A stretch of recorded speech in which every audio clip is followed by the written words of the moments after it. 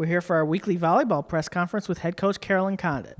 Coach, it was a mixed result this weekend open MAC play. Miami started with a solid straight set win over Kent State, but fell in 4 to Ohio on Saturday. What were some of the key reasons for each result, and who stood out individually?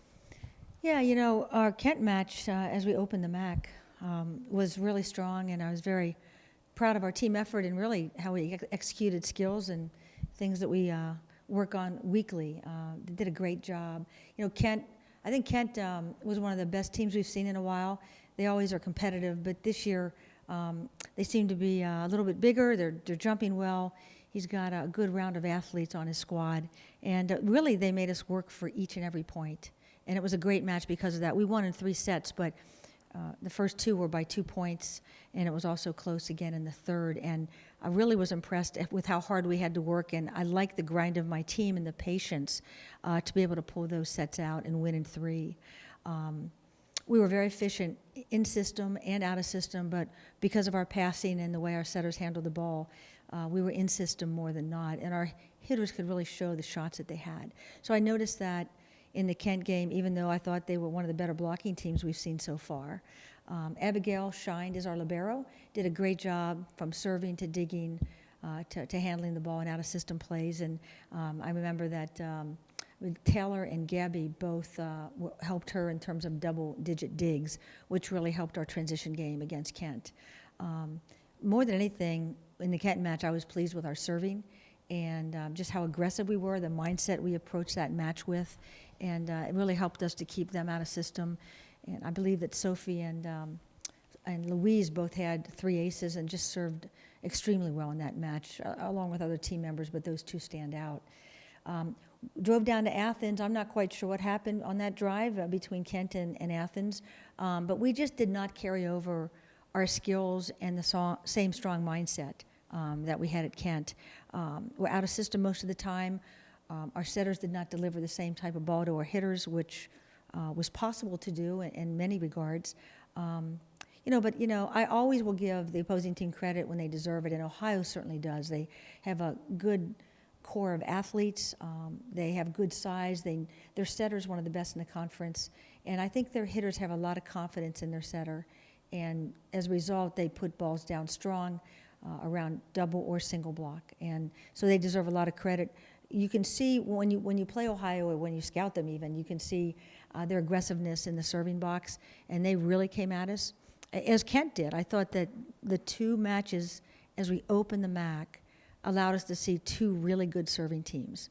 There wasn't much difference except they had different servers, but how they moved the ball and how strong the velocity they served with the ball was really good to see, and we did not play well against it at Ohio. So they deserve the credit. We needed to become more of the team we were at Ohio, and from the very start of the first set, it seemed like we were not that team. So that's something we have to figure out, certainly this week before we play again against 2 fine teams on the weekend, and certainly before we see Ohio again. Great. So after Saturday's match, you mentioned that you wanted to see more inner confidence from your team in order to be more consistent. Is this something that you think you can gain through practice, or is this something that is already there and the team just needs to find it? I think, Mike, it's a great question. There's a combination there of things. I think some of our athletes have it, but they need to hold on to it longer when things around them may be falling apart. I think some of our athletes don't have it, whether they're in new positions or they're just, for whatever reason, not quite confident in their own game yet. And so that's a different type of confidence, and both are found within practices, especially if you have a great memory and you practice well and you carry over that confidence into the next day, into the next weekend. It's great to gain confidence from a practice environment and from the great connections and serves you have within that practice environment.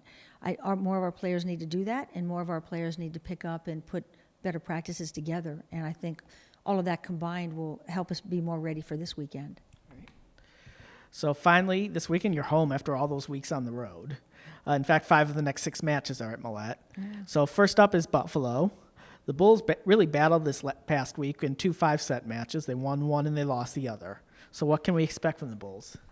The Bulls always come at us strong, and with their new coach, who was their assistant, Scott Smith, I think they're out to prove themselves in the MAC this year.